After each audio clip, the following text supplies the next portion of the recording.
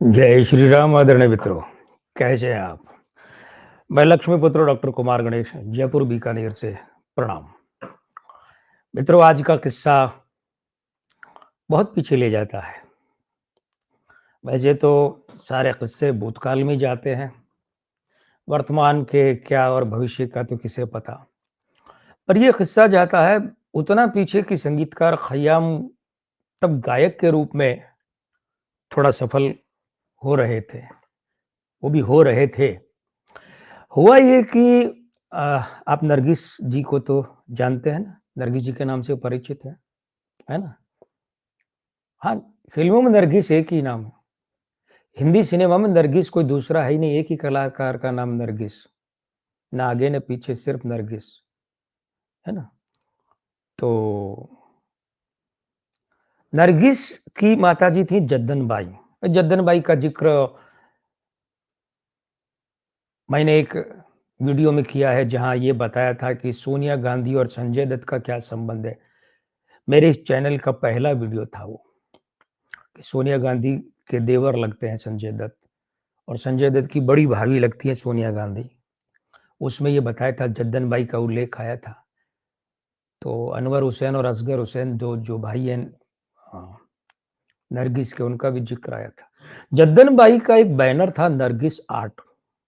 तो इस बैनर तले एक फ़िल्म बनाई थी रोमियो जूलियट और उसमें जोहराबाई अंबाले वाली के साथ में खयाम ने एक गाना गाया था। तो खयाम के गाने से बड़ी खुश हुई जद्दन बाई। खयाम साहब लिखते हैं कि जद्दन बाई बड़ी मुँहफट थी। प्रशंसा करती तो खूब खुलकर करती, लेकिन अगर नापसंद करती, डाँटती तो बड़ी बदतमीज़ी से डाँटती थी। बहुत बिल्कुल खुलकर, बिना किसी अंकुश के। तो जद्दन बाई खुश हुईं और जद्दन बाई को बीवी कहते थे, बीवी, सम्मानपूर्वक ये शब्द था। तो उन्होंने रणजीत मूवी टोन के मालिक चंदूलाल शाह, सेठ चंदूलाल शाह से खयाम को मिलवाया और एक है लड़का बड़ा अच्छा है, गुणी है, अच्छा काम करता है, अच्छा म्यूजिक देता है। चंदूलाल शाह ने खयाम को लिया। लेकर उन्होंने कुछ काम देने की सोची तो खयाम को अच्छा उन्होंने निर्देशक के रूप में साइन कर रखा था जिया सरहदी को। तो जिया सरहदी और चंदूलाल शाह ने खयाम को सिचुएशन दी कि कुछ धुनें बनाकर लाओ और उन्होंने ये भी कहा था कि भाई देखो ये हमने कुछ और संगीतकारों को भी काम सौंपा है, तो वो भी धुनें बनाकर लाएँगे। देखेंगे कौन-सी धुनें अच्छी रहती हैं, फिर वो चुनेंगे, फिर तय करेंगे कौन म्यूज़िक देगा हमारी फ़िल्म में। फ़िल्म थी फुटपाथ। फुटपाथ फ़िल्म 1953 में रिलीज़ हुई थी, 9 अक्टूबर 1953 में। अभी रुकिए, वापस आइए। तो 2-4 धुनें खयाम ने भी बनाई, वे फिर लेकर जिया सरहदी के पास गए और जिया सरहदी ने चंदूलाल शाह को बताई, धुनें सुनाई, बड़ी अच्छी लगी, उन्हें भी पसंद आई। हाँ, यहाँ रुकिए, एक बार राज कपूर ने इस बड़े संगीतकार की परीक्षा ली। इस वीडियो में मैंने फिर सुबह होगी के सिलसिले में जिया सरहदी को निर्देशक बताया, वो निर्देशक रमेश सहगल थे, जिया सरहदी नहीं थे उस फ़िल्म के। तो फुटपाथ अब धुनें पसंद आई तो इन्हें काम दिया गया, फुटपाथ फ़िल्म का। दिलीप कुमार, मीना कुमारी सितारे थे। अच्छा म्यूज़िक बना, गाने। तो वैसे तो सारे गाने लिखे थे मजरू सुल्तानपुरी ने, एक गाना था कैसा जादू डाला रे, तो ये अली सरदार जाफ़री का लिखा था और फुटपाथ का आपको वो गाना याद है तलत महमूद साहब का, शाम गम की कसम आज गमगीन हैं हम, आ भी जा आज मेरे सनम, है ना? ये गाना बड़ा हिट हुआ और फुटपाथ का संगीत बड़ा प्रसिद्ध हुआ, खूब हुआ सब। वो ग्रामोफ़ोन का ज़माना था लेकिन म्यूज़िक बड़ा हिट हुआ तो बड़े खुश हुए चंदूलाल शाह और खयाम साहब को एक रेडियोग्राम भी भेंट किया। जहाँ कहीं भी कोई मिलता तो उसके सामने खयाम की बड़ाई करते, अरे देखो ये पगला छोरा, पगला लड़का, पता नहीं क्या गज़ब म्यूज़िक देता है, कहाँ-कहाँ से इंस्ट्रूमेंट लाता है, कैसे-कैसे ऑर्केस्ट्रेशन करता है, ऑर्केस्ट्रा का जो संयोजन है ना, ऑर्केस्ट्राइज़ेशन करता है। ये पगला लड़का बड़ा अच्छा म्यूज़िक देता है, सबसे कहते फिरते थे। खयाम साहब के लिए बहुत बड़ी बात थी। रणजीत मूवीटोन और रूप तारा स्टूडियो, उनके 2 स्टूडियो थे भाई, बहुत बड़ा बैनर था चंदूलाल शाह का। वो तो बाद के वक़्त में जाकर उन्होंने बुरा वक़्त देखा, लेकिन उस समय क्या दरबार लगता था, क्या ठाट-बाट होता था उनका। मसनद गाँव तकिए यूँ लगाकर पूरा दरबार लगा के बैठते थे। स्टूडियो 1 नहीं 2-2 स्टूडियो के मालिक थे। रणजीत मूवीटोन उनकी कंपनी थी। तो बस ऐसे क्या हुआ कि एक दिन भयंकर बरसात हो रही थी। भयंकर बरसात, तो खयाम साहब टैक्सी जो लाल काली मुंबई वाली प्रसिद्ध टैक्सी, टैक्सी करके वहाँ स्टूडियो पहुँचे। तो बरसात ज़्यादा थी, तो स्टूडियो के मेन गेट में ले जाने से उसने टैक्सी ड्राइवर ने मना कर दिया। बोले साहब मैं अंदर नहीं ले जाऊँगा, आप यहीं उतरिए। खयाम साहब वहीं उतरे। उतर के अंदर तक गए, तब तक भीग गए थे। भीग गए, जाए अपने कमरे में बैठे, लंच के आस-पास में क्या हुआ, एक नौकर आया और बोले साहब सेठ जी बुला रहे हैं, मतलब चंदूलाल शाह। तो खयाम बोले अबे! अब क्या गड़बड़ हो गई? ये इस समय सेठ जी ने क्यों बुलाया है? पता नहीं क्या, वो थोड़ा-सा अंदर बड़े सकुचा रहे थे, कुछ आशंका भी मन में थी, पता नहीं क्या बात हो गई है, क्या कहेंगे सेठ जी, क्यों बुलाया है? वे वैसे ही पहुँच गए सेठ जी के सामने, सेठ चंदूलाल शाह।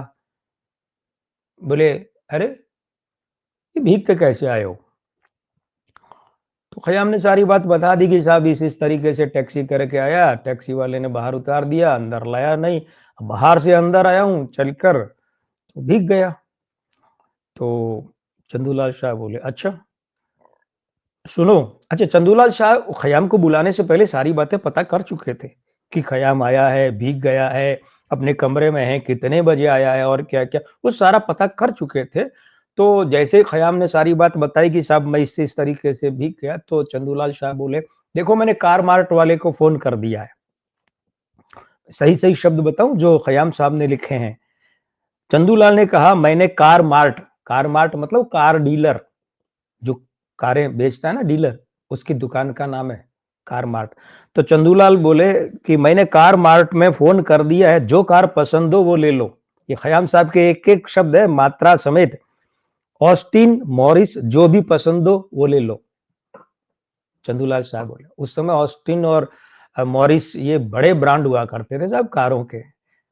और खयाम साहब मानते थे मेरी औकात से बड़ी बातें हैं, गाड़ी कोई भी गाड़ी लेना, लेकिन ये गाड़ियाँ तो, लेकिन क्या बोले, मैंने फ़ोन कर दिया है, मतलब तुम्हारे आने से पहले डीलर को फ़ोन कर दिया, जाओ और ले लो, ऑस्टिन लेनी है। पर ये भी बोल दिया संकोच में कोई साधारण सी गाड़ी मत लेना, इनमें से भी लेना चाहो, जो चाहो ले लो।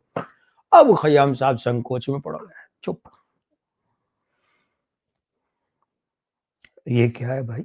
कानों पर विश्वास नहीं हो रहा है, तो चंदूलाल शाह ने सोचा कि शायद ये लड़का जो है ना, ये सोच रहा होगा कि ये कार का खर्च, कीमत, तो कहीं सेठ जी कीमत नहीं काट ली मेरी तनख्वाह में से।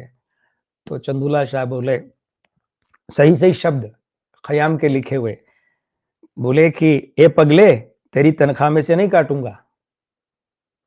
ये भी कहा बड़े लाड से, "ए पगले, मतलब कार के पैसे, गाड़ी के पैसे तेरी तनख्वाह में से नहीं काटूँगा, तुझे स्टूडियो की तरफ से है। और सुन, ड्राइवर और पेट्रोल भी कंपनी की तरफ से मिलेगा। कार ले ले जा तेरी मर्ज़ी से, जो अच्छी लगे पसंद की ले ले, और तुझे ड्राइवर और पेट्रोल भी कंपनी की तरफ से, रणजीत मूवी-टोन की तरफ से मिलेगा।" अब सुनिए, उस समय खयाम की तनख्वाह क्या थी? मतलब ये 1953 में फ़िल्म रिलीज़ हुई तो उसके आस-पास की बात है। खयाम की उस समय ₹1000 महीना तनख्वाह थी। हालाँकि वो ₹1000 महीना तनख्वाह भी 1953 में तो बहुत बड़ी बात थी साहब, 30-30, 35, ₹40 महीने की तनख्वाह, सरकारी नौकरी में ₹50 ये हुआ करती थी, 1000, लेकिन 1000 में वो गाड़ी का ड्राइवर, पेट्रोल का खर्चा। तो ऐसे थे सेठ चंदूलाल शाह। शाह ही थे, तबीयत से भी शाह थे, फितरत से भी शाह थे। खयाम साहब ज़िंदगी भर कभी ये एहसान नहीं भूले चंदूलाल शाह का। उन्होंने खुद कहा, हमेशा सलाम करता हूँ ऐसे लोगों को। और मैं सलाम करता हूँ आपको कि आपको ये चैनल पसंद आ रहा है, मेरी वीडियो पसंद आ रहे हैं, और हाँ, अगर ये वीडियो भी पसंद आया है, तो पसंद कीजिए भाई, टाँका भी तो लगाइए पसंद का लाइक वाला। और अगर चैनल पसंद आए तो सब्सक्राइब कीजिए। नहीं भी पसंद आए तो अपना आशीर्वाद तो बनाए रखिए। मैं लक्ष्मीपुत्र डॉक्टर कुमार गणेश, जयपुर बीकानेर से। प्रणाम।